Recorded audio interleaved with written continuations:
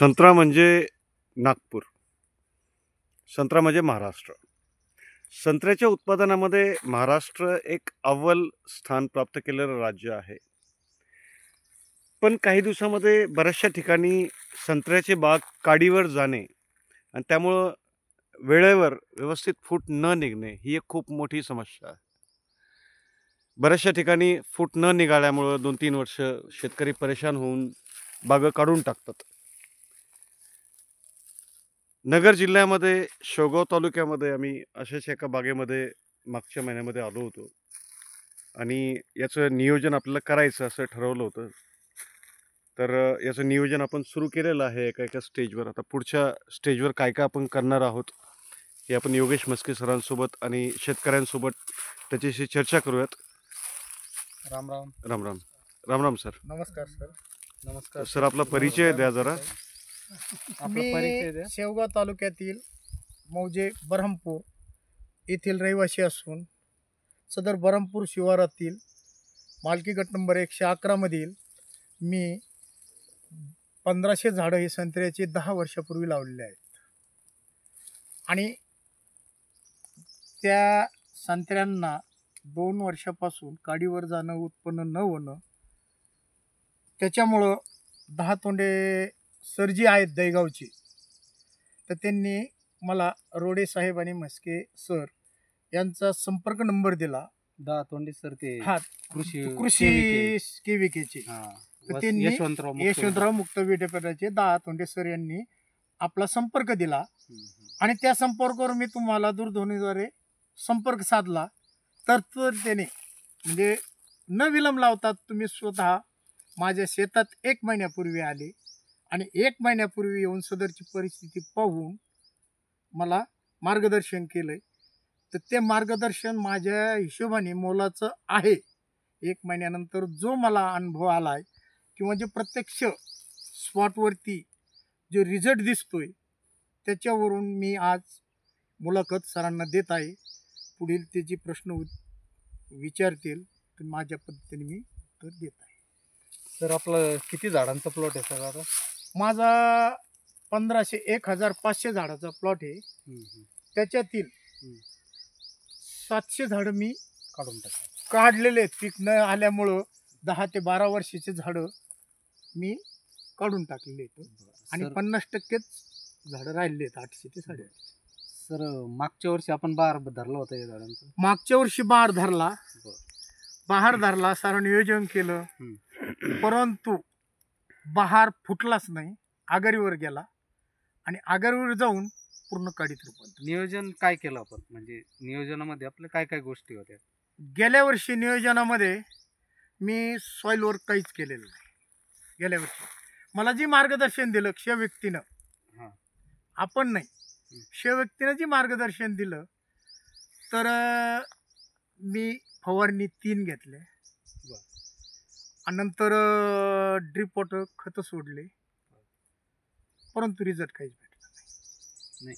आपण जमिनीमध्ये पाहिजे ती वेळेत मेहनत वगैरे काहीच केली नाही त्यावेळेस? नाही, काहीच नाही केले. मार्गदर्शन नसल्यामुळं कोणी सांगायचं जमिनीमध्ये मेहनत करू नका, आघाडीवर जाईल. आता आपण 10 वर्षापासून बाग लावतो. हो. 10 वर्षामध्ये आपण किती फळं उत्पादन कोणत्या वर्षी घेतलं जास्त उत्पादन? 4थ्या वर्षी उत्पादनाला सुरुवात केली. बरं, त्या वर्षी आपल्याला किती उत्पादन? 4थ्या वर्षी सरासरी 2 ते 3 कॅरेट निघले प्रति झाड. 3 कॅरेटनी थोडासा कोरोनाची झळ होती, त्याच्या आधीची बी थोडीशी लहान झाडं, 3 कॅरेटला सरासरी 400, 450, 500 भाव सापडला. त्याच्यानंतर उत्पन्न वाढत गेलं. 6-7 कॅरेट पर्यंत उत्पन्न घेतलं. आणि उत्पन्न कमी का झालं? कमी की कुठलंच मार्गदर्शन नाही, अज्ञानपणा म्हणायचा. नाही सर, पण पहिले 2-3 वर्षात उत्पादन घेतलं अज्ञानपणा. असं त्यावेळेस काय केलं गेलं आणि नंतर ह्या मागच्या 2-3 वर्षामध्ये काय झालं नाही? त्यावेळेस तुम्ही केलेलं परिवर्तन सांगा. प्रथमतः मशागत बंद केली. शेणखत प्रमाण कमी झालं शेणखताचं. नंतर पाणी फक्त ड्रिप वॉटरच दिलं.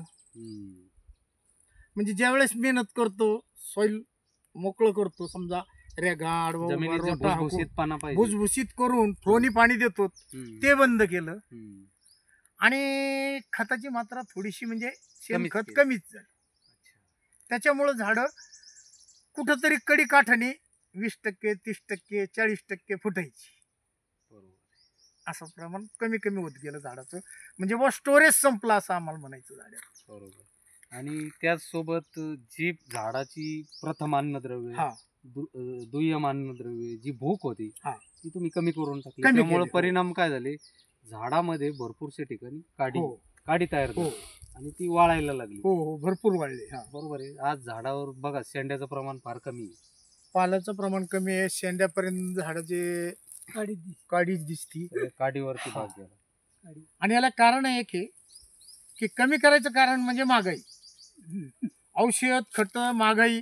आणि जेवढ्या प्रमाणात खत वापरलं, जेवढ्या प्रमाणात औषध दिलं, त्याप्रमाणे मार्केट भेटलं नाही. नाही सर, हे बघा, आपण औषधी खत हे द्यायचं कुठल्याही झाडामध्ये किंवा कुठल्याही फळबागेमध्ये द्यायचा एक टायमिंग असतो सर. हो ते तर आहेच ना सर. आपण हो. आता ही झाडांचे जे ब्रेक असतो, आपण हो. ज्याला विश्रांती म्हणतो, हो तर विश्रांतीच्या वेळेत आपण किती दिवस तानावर बाग सोडत होतो? नाही असं झालं याला की तानावर बाग सोडायचं म्हणजे आम्ही ज्यावेळेस पाणी बंद करायचो तर पानाचा आकार आतल्या बाजूनं वळायला लागला, पिळकुटी व्हायला लागली की पाणी द्यायला सुरू करायचं. अच्छा, म्हणजे किती दिवसाचा ब्रेक तरी एक 20 अंदाजे? ते 22 दिवस. अच्छा. आणि त्या वेळेत आपण ज्या वेळेत पाणी बंद केलं, हो आता आपल्या जमिनीनुसार बरं का सर, हो आता ही जी जमीन आहे तर या जमिनीमध्ये एक 30 ते 35 दिवसाचा ताण पाहिजे झाडा. हो हो हा एक विषय.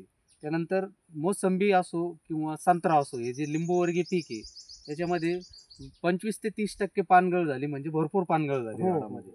बरोबर आहे. आता हा 25-30 दिवसामध्ये तुम्ही जो पाणी ब्रेक केलं खालून, हम्म. तर त्या वेळेत आपलं वरून स्टोरेजसाठी म्हणजे झाडामध्ये काडी हा. मॅच्युरिटीसाठी आपण काही अन्नद्रव्य द्यायचे काहीच असतात. नाही केलं. हा. हो मग आपण जर काडीच मॅच्युअर्ड नाही केली तर आपला बहार हो, फुटणार नाही हो, सर. हो, हो. आणि त्याच्यामुळेच काय झालं, वरतून बंद खालून बंद, मग तो ब्रेक भरपूर होऊन गेला. आपली जमीन तेव्हाच वापसेवर येते. हा ब्रेक होत हो. होत होत आणि अन्नद्रव्याची कमतरतेमुळे आपला बाग सगळं काडीवर गेला. बरोबर आहे. बरोबर आहे, आपलं म्हणणं बरोबर आहे. हम्म. ती चूक लक्षात आली. हम्म. आणि दुसरी गोष्ट काय झालं की तानर दिला, पाणी दिलं, कुठंतरी काडीला डोळा फुगला हम्म. की ती काडीच वळायची. आम्हाला काय वाटायचं की जास्त ताण बसला म्हणून काडी वळली. असा प्रकार. नाही सर, आता कुठलीही फळबाग असू दे, याच्यामध्ये नियोजन फार महत्वाचं आहे. जो खर्च म्हणताय तुम्ही, हा खर्च तुम्हाला अनावश्यक करावा लागत नाही ज्या वेळेत तुम्ही योग्य वेळेवर नियोजन जर केलं. आज तुम्ही बहार फोडता, आता आपण काय करतो, हार्वेस्टिंग झाल्यानंतर बरोबर. कुठल्याही बागेत हो हार्वेस्टिंग झाली का नंतर आपण बागेकडे बघत नाही, डायरेक्ट तानावर सोडून देतो. हो पण मग अशा वेळी आपण जेव्हा खालून अन्नद्रव्य बंद केली झाडाला द्यायला, अशा वेळी आपल्याला पानातून अन्नद्रव्य देणं गरजेचं असतं झाडाला. त्यालाच आपण काडी बनवणं, हो. काडी मॅच्युरिटी त्याला म्हणतो आपण. नाही आता काय झालंय बरं का की आपण जे मार्गदर्शन करून राहिले, 1 महिन्यापूर्वी माझ्याकडे आले हम्म. आणि मला जे समजा तुम्ही फवारणीला जी लिक्विड दिलं हम्म, हम्म, आणि ड्रिप वॉटर सोडायला दिलं, हम्म, हम्म, तर 20 ते 25 दिवसापूर्वी मी ते सोडलंय. हम्म, हम्म, आज तुम्ही बघायला आले हम्म. माझ्या भागामध्ये, तुम्ही सांगितल्याप्रमाणे मी सुरुवातीचं ते केलेलं आहे. आता काडी काढणं किंवा खत देणं, शेणखत देणं, हे आपण जसं मार्गदर्शन करताल हम्म, हम्म. त्या पद्धतीनं मी जूनपर्यंत पूर्ण आपल्या नियोजनाखाली बाग घेणार आहे. दुसरी गोष्ट की कुठंतरी आपण 1 महिन्या मला जे मार्गदर्शन केलंय हम्म, हम्म. तर कुठंतरी मला योग्य असं वाटतंय. आणि मी एकच विनंती आहे हम्म, हम्म. की आपण जी प्रोडक्ट वापरायला सांगताय हम्म.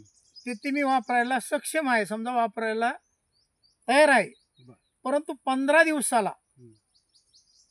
तुम्ही दोही सरांनी हम्म. माझ्याकडे एक व्हिजिट देऊन बरं. मला वेळोवेळी मार्गदर्शन करावे. बरं. कारण आपण म्हणजे मला जे फोन केला, जे आलेत, धन्यवाद आहे. हम्म, परंतु हम्म, हम्म, आपण जर 6-7 महिने जर हम्म, असंच मार्गदर्शन लाभलं हम्म, हम्म. तर मला निश्चित वाटतंय की एक कल्पना आहे माझी, ती किती सक्सेस होती सांगता येत नाही, पण माझी जी आशा आहे किंवा आपल्यावर जी भक्ती आहे, विश्वास आहे, तर माझं मत आहे तुम्ही जर 15 ते 20 दिवसाला व्हिजिट दिली आणि हे जे तुम्ही जी समजा मला जे नियोजन आहे, खत पाणी व्यवस्थापन, फवारणी बिवारणी कीटकनाशक काय असेल ते, तर माझा असा अंदाज आहे, माझी अपेक्षा आहे 70 ते 80% बाग जून मध्ये फुटल असं मला वाटतंय. परंतु हे पूर्ण ज्या वेळेस जून पर्यंत माझ्यासाठी तुम्ही वेळ देताल म्हणायला काय हरकत नाही, त्यावेळेसच हे सक्सेस होईल सर. बरोबर. कारण जी दहातोंडे सरांनी जी मला आपला अनिल देशमुख सर आणि दहातोंडे सर आणि अनिल देशमुख सर यांनी जी आपला संपर्क दिला, तो खरोखर ते सुद्धा खूप तज्ञ आहेत. आणि कुठंतरी एखाद्या चांगल्या व्यक्तीकडून चांगल्या व्यक्तीशी संपर्क येतो त्यावेळेस त्याचं निश्चित फळ भेटतो. आणि खरोखरच प्रथमतः मी दहातोंडे सरांचे त्यांचे धन्यवाद मानतो.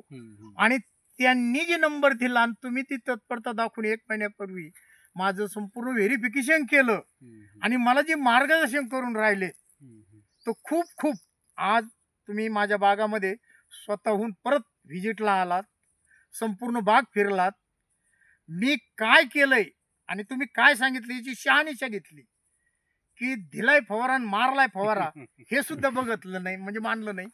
मी जी ब्लिचिंग वॉटर समजा जी तुम्ही 5-5 लिटरचे ड्रम दिले त्याचं पॅकिंग बघितलंय सरांनी, की खरंच वापरलं का नाही. आणि माझं एक मत आहे की असंच वेळोवेळी मला सहकार्य करावं. आणि मी खूप ऋणी आहे, कारण शेतकरी हा खूप हुशार असतो पण मोगम हुशार असतो, त्याला कुठल्याही नियोजनाचं मार्गदर्शन नसतं. आणि आपल्यासारखं जर मार्गदर्शन लाभलं तर खरोखरच जून मध्ये बाग फुटल्यानंतर ऑगस्ट मध्ये मी सरांना बोलवल की विकीचे संपूर्ण कर्मचारी अधिक आपण, आणि मग त्यावेळेस मी सभोवतालचा एक मेळावा आयोजित करेन. का की आपण जे परिश्रम घेतले तर निश्चित कुठल्याही शेतकऱ्याला मार्गदर्शन लाभल्यानंतर कोणाचीही आपल्या मार्गदर्शनातून प्रगती होईल, पण इतरस्त कोणाकडून फसवणूक होणार नाही. कारण बऱ्याचशे शेतकऱ्याची फसवणूक होत असते. बरोबर. प्रत्येक कंपनी जे ते डीलर आहे तर बेनिफिट भेटो नाही तर न भेटो, पण हे वापरा ते वापरा शेतकरी त्रस्त असतो. आणि मग ज्या वेळेस 2-4 वर्ष त्रस्त होऊन खरं ज्या वेळेस उपचार असतो त्याला नाकारीत असतो. सुरुवातीला मी यांना सुद्धा नाकारलंच, खरं सांगतो मी नाकारलं. परंतु त्यांनी जी आज सरांनी मस्के सरांनी ते एवढे क्वालिफिकेड आहेत किंवा एवढे तज्ज्ञ आहेत, MSc ॲग्री आहेत, ते सुद्धा मला वाटतं रोडे सर सुद्धा MSc मायक्रोबायोलॉजी काहीतरी इंडस्ट्री बायोलॉजी आहेत. म्हणजे एवढी तज्ज्ञ मंडळी एवढ्या ग्रामीण भागात येऊन मार्गदर्शन केलेलं आहे. त्याच्यामुळं मी 100% अपेक्षा ठेवतो की जून जुलै ऑगस्ट, जूनला बहार येईल, ऑगस्टला गुंडी होईल. आणि खरोखरच माझ्या शेतकऱ्यासाठी तुम्ही योग्य मार्गदर्शन योग्य वेळ दिलाय, असाच इथून पुढे द्यावा हे धन्यवाद मानतो. आणि माझ्यावर कृपा ठेवी, माझा भाग फोडून द्यावा. धन्यवाद सर. धन्यवाद सर. आपण भेटूयात पुढच्या व्हिडिओमध्ये. हो चालेल सर.